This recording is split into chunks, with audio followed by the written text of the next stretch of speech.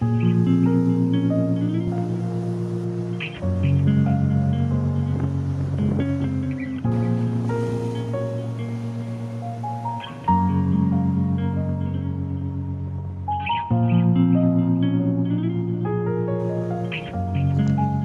vares tirar a la mar.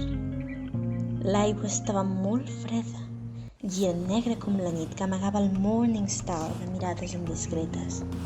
Per sort, el neoprè et protegia dels riscs de la hipotèrmia. Sabies que en una hora en tindries prou, però per evitar haver d'entrar a la reserva d'aire decidires no fer ús de les botelles fins a estar situat exactament sobre el derelicte. Després vindrien 20 metres d'immersió.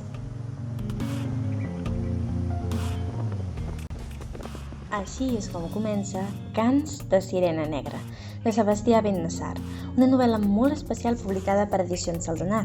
La història d'un jove periodista que, seduït per una sirena negra, segueix el seu rastre per mig món. Tot per completar una història d'amor en què no tenim cap altra alternativa que fer-nos en còmplices fins al final. Jo realment no em vaig poder apartar d'aquesta aventura fins a l'última pàgina, ja que la veu narrativa i les incògnites de bon principi inviten el lector a seguir llegint, perseguint un rastre que promet noves pistes a cada pàgina. A més, em vaig veure portada de la mà per un recorregut a través de les profunditats dels nostres mars i la gran quantitat de tresors perduts que encara amaguen. Cants de Sirena Negra no és una novel·la gaire llarga, però he descobert en els seus capítols pous de coneixement i sentiment, tant per l'extensa documentació i referències històriques com per la crítica social molt actual. A més, per sobre de tot, em va agradar l'oda d'aquest llibre a l'amistat i l'amor. Que ho té gairebé tot, vaja!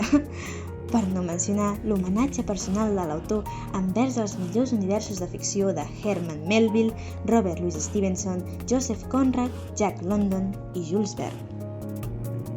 Realment m'he trobat davant d'una lectura diferent i completa que m'ha deixat amb molt bon gust de boca, des de la narració fins a la trama. Espero que us animeu a donar-li una oportunitat al llibre, perquè de vegades les sirenes també es converteixen en llibres i trobar-les tan sols depèn de nosaltres mateixos.